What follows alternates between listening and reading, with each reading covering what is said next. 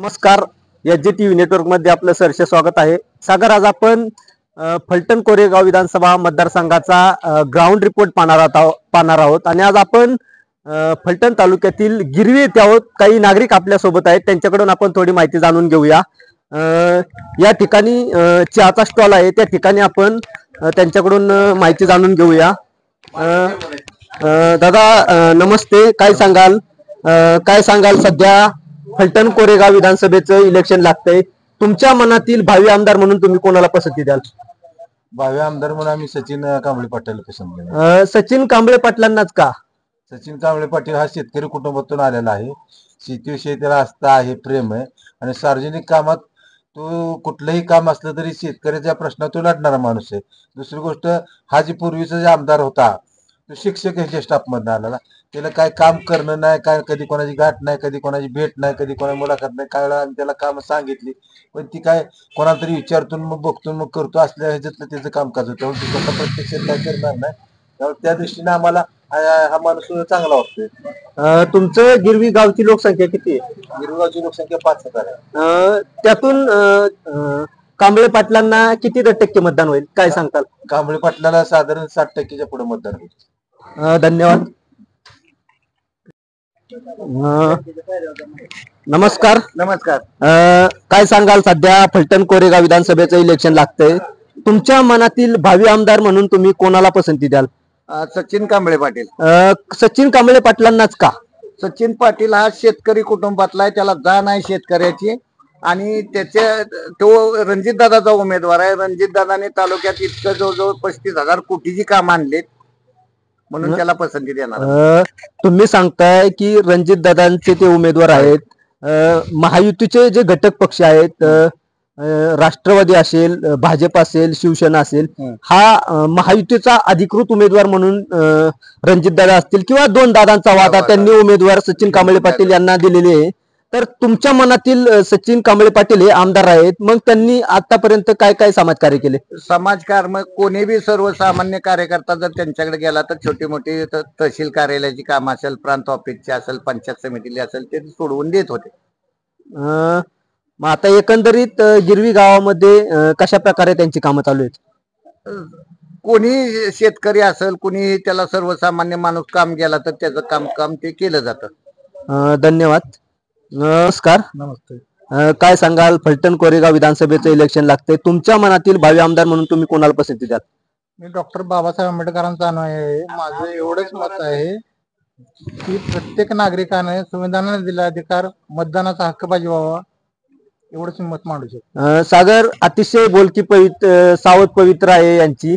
त्यांचं असं म्हणणं आहे की आम्हाला डॉक्टर बाबासाहेब आंबेडकरांनी जी मतदान बजावण्याचा जो हक्क दिलेला आहे आणि तो हक्क आम्ही गुपित ठेवणार आहे.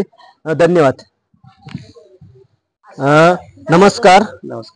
काय सांगाल, सध्या फलटण कोरेगाव विधानसभेचं इलेक्शन लागतंय आणि तुमच्या मनातील भावी आमदार म्हणून तुम्ही कोणाला पसंती द्याल?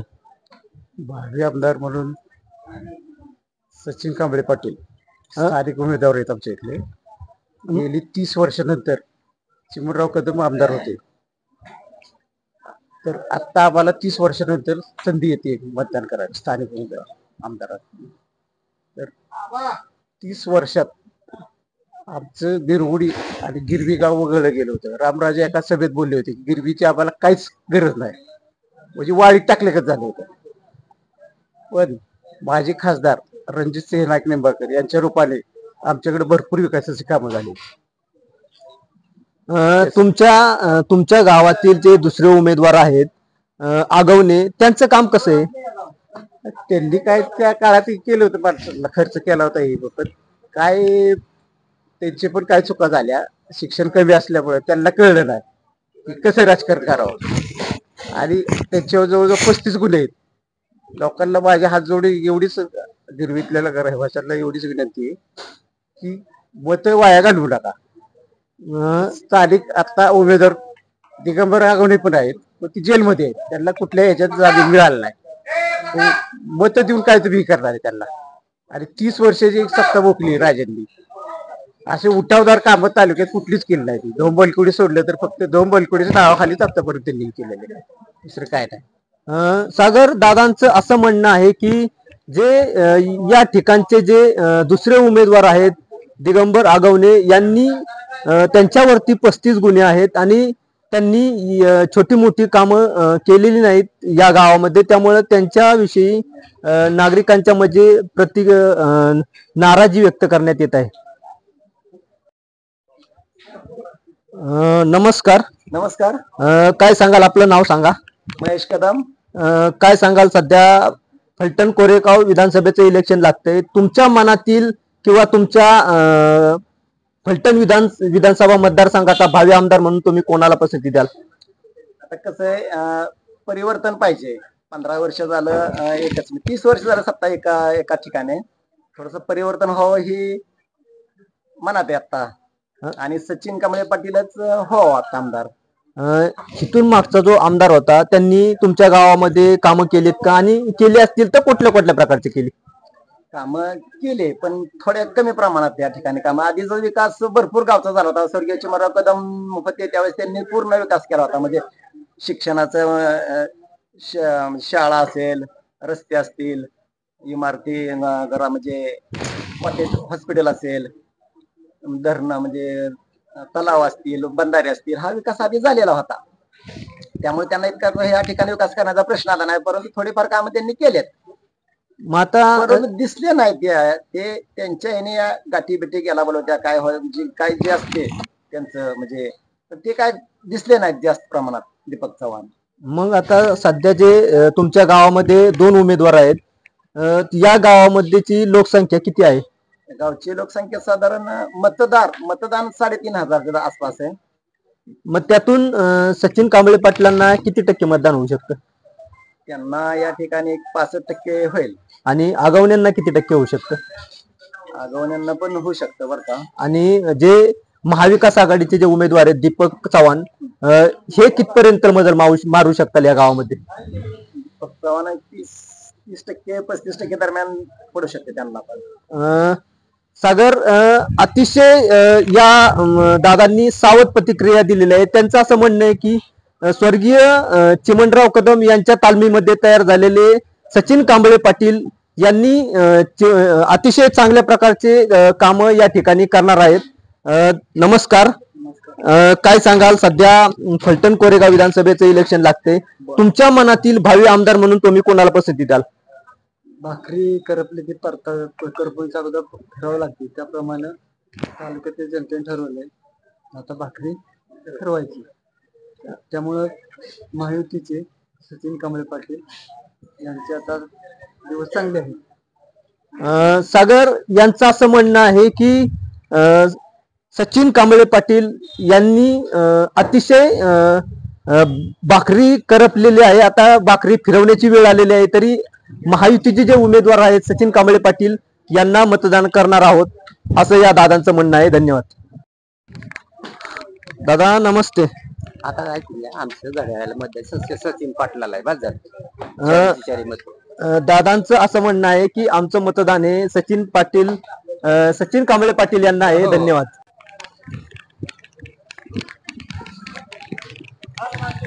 दादा नमस्ते. नमस्ते. नसू द्या. नमस्ते.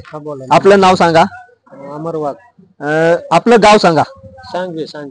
सांगवी. आपला तालुका फलटण. मग फलटण कोरेगाव विधानसभेचं इलेक्शन लागतंय, तुमच्या मनातील भावी आमदार म्हणून तुम्ही कोणाला पसंती द्याल? दीपक चव्हाणच का? त्यांनी कुठल्या कुठल्या प्रकारचे कामं केलेत? काय माहित नाही, पण सांगलीला बऱ्यापैकी काम काय कामं केलेत? पाण्याचं असेल, रस्त्याचे, वैयक्तिक कुणाचे किंवा शासकीय काम धन्यवाद. दादा नमस्ते. काय सांगाल, सध्या फलटण कोरेगाव विधानसभेचं इलेक्शन लागतंय, तुमच्या मनातील भावी आमदार म्हणून तुम्ही कोणाला पसंती द्याल? दीपक चव्हाण. दीपक चव्हाणच का? त्याच दादांचं असं म्हणणं आहे की पहिल्यापासून आम्ही दीपक चव्हाणांचेच कार्यकर्ते आहोत आणि आम्ही त्यांनाच मतदान करणार आहोत. दादा नमस्ते. दादांचं असं म्हणणं आहे मी पाहुणा माणूस आहे, माझी प्रतिक्रिया नको. धन्यवाद. नमस्ते. नमस्ते. काय सांगाल, फलटण कोरेगाव विधानसभेचं इलेक्शन लागतंय, तुमच्या फलटणचा विकास झालाय का? नाही झालं. त्याचं कारण काय? कारण म्हणजे हे दीपक चव्हाणच म्हणजे कामच करत नाही, गिरवीला अजिबात आलाच नाही आतापर्यंत. मग आता गिरवीचं कोण काम करेल तुम्हाला असं वाटतं? आमचा सचिन कांबळे गिरवीचाच आहे आणि गिरवीच काम करेल इतका न स्वार्थी उमेदवार आहे सचिन कांबळे. आता आणि इतका माणूस दिसला तरी हात करतो, इतका प्रेमळ उमेदवार आतापर्यंत झालाच नाही कुठला उमेदवार प्रेमळ इतका. सामान्य जनता जरी उभी राहिली तरी तो हात करणारा माणूस आहे आणि तो गिरवीच आहे. आम्हाला चिमणराव कदमाच्या माग एवढाच उमेदवार आहे सचिन कांबळे. मग आता दुसरे उमेदवार पण गिरवीचेच आहेत, आगवणे म्हणून. नाही, आम्ही सचिन कांबळे. सचिन कांबळे. धन्यवाद. नमस्कार. नमस्कार. काय सांगाल, सध्या फलटण कोरेगाव विधानसभेचं इलेक्शन लागतंय, आपल्या मनातील भावी आमदार म्हणून तुम्ही कोणाला पसंती द्याल? आता महायुतीचा उमेदवार आहे अं, कांबळे पाटील. महायुतीचे उमेदवार म्हणून सचिन कांबळे पाटील आहेत. त्यांचं आतापर्यंत गावातील किंवा सामाजिक कार्य कसं आहे? नाही होतकरू मुलगा आहे, चांगलं आहे, व्यवस्थित सगळं. आणि आता नवीन संधी काहीतरी मिळायला पाहिजे ना. ती जुने काय बिनकामाची आहे ती सगळी. त्यांनी काय काम केले का? काहीच काम केलं नाही. नाही काय नाही. मग सचिन कांबळे पाटील हे शेतकरी उमेदवार म्हणून सगळीकडे परिचय आहे, तर त्याबद्दल काय वाटते? नाही शेतकरी आहे आणि होतकरू आहे. शेतकऱ्याची जाण आहे त्या व्यक्तीला. धन्यवाद. दादा नमस्ते. नमस्कार. काय सांगाल, सध्या फलटण कोरेगाव विधानसभेचं इलेक्शन लागतंय, तुमच्या मनातील भावी आमदार म्हणून तुम्ही कोणाला पसंती द्याल? सचिन पाटील. सचिन कांबळे पाटीलच का? त्यांनी काय काय कामं केले आतापर्यंत? निवडणूक आहे, ग्रामपंचायत सुद्धा लढवली नाही अजून. शेतकरी कुटुंबातला शेतकऱ्याची जाण असलेला उमेदवार आहे का? सागर दादांचं असं म्हणणं आहे की सचिन कांबळे पाटील हे उमेदवार शेतकऱ्याची जाण असलेले उमेदवार आहेत, त्यामुळे आम्ही त्यांना मतदान करणार आहोत. धन्यवाद. ताई नमस्ते. आपलं नाव सांगा. आपलं नाव सांगा. काय सांगाल, सध्या सरकारने जी लाडकी बहीण योजना आणली, त्या योजनेचे पैसे तुम्हाला मिळाले का? किती मिळाले? 6.5. मग आता सध्या विधानसभेचं इलेक्शन लागतंय, सध्या महायुतीचे उमेदवार म्हणून सचिन कांबळे पाटील आहेत, दिगंबर आगवणे आहेत, दीपक चव्हाण आहेत. तुमच्या मनातील भावी आमदार म्हणून तुम्ही कोणाला पसंती द्याल? आम्हाला पैसे दिले त्यांना. ताईंचं असं म्हणणं आहे की आम्हाला ज्यांनी पैसे दिले त्यांनाच. ताई नमस्ते. आपलं नाव सांगा. नीलम सुरेखा निंबाळकर, गाव? आदरकी खुर्द. काय सांगाल, सध्या फलटण कोरेगाव विधानसभेचं इलेक्शन लागतंय, तुमच्या मनातील भावी आमदार म्हणून तुम्ही कोणाला पसंती द्याल? आता जे जनतेचा विकास कराल त्यांनाच ना. मग तर तुम्हाला लाडक्या बहिणीचे पैसे मिळाले का? लाडक्या बहिणीचे भेटले की. महागाई वगैरे किती मिळाले? आता 7.5 भेटले की. मग आता तुमच्या मनातील भावी आमदार म्हणून तुम्ही कोणाला पसंती द्याल? आता जे म्हणजे खास करून आहे ना, जे स्त्रीला पुढं आणलं म्हणजे भाजप लोकांनीच आणलं. म्हणजे आजकाल मग आता महायुतीचे जे उमेदवार आहेत सचिन कांबळे पाटील, ते तुमच्या मनातील भावी आमदार आहेत का? हा, साहजिकच. ताई नमस्ते. आपलं नाव सांगा. काय सांगाल, सध्या फलटण कोरेगाव विधानसभेचं इलेक्शन लागते, तुमच्या मनातील भावी आमदार म्हणून तुम्ही कोणाला पसंती द्याल? जनतेचा विकास करणार त्यांना सांगणार ना. कोण जनतेचा विकास करेल तुम्हाला असं वाटतं? भाजप. मग आता जे महायुतीचे जे उमेदवार आहेत सचिन कांबळे पाटील, घड्याळाच्या चिन्हावरती निवडणूक लढवत आहेत, ते तुमच्या मनातील भावी आमदार आहेत का? मग असं नाही सांगू शकत ना आपण. म्हणजे लाडक्या बहिणीचे पैसे तुम्हाला दिले, ते तुमच्या मनातील आमदार आहेत असं तुमचं म्हणणं आहे का? मग ते त्यांचेच उमेदवार आहेत. सागर ताई अतिशय सावध प्रतिक्रिया देत आहेत. ताईच असं म्हणणं आहे, आम्हाला ज्यांनी पुढे आणलं, ज्यांनी आम्हाला पैसे दिले, त्यांना आम्ही मतदान करणार आहोत. धन्यवाद. नमस्ते. आपलं नाव सांगा. काय सांगाल, सध्या फलटण कोरेगाव विधानसभेचे इलेक्शन लागते, तुमच्या मनातील भावी आमदार म्हणून तुम्ही कोणाला पसंती द्याल? सचिन कांबळे पाटील. सचिन कांबळे पाटलांचं काम कसं आहे? नवीन आहे, चांगलं काम आहे. धन्यवाद.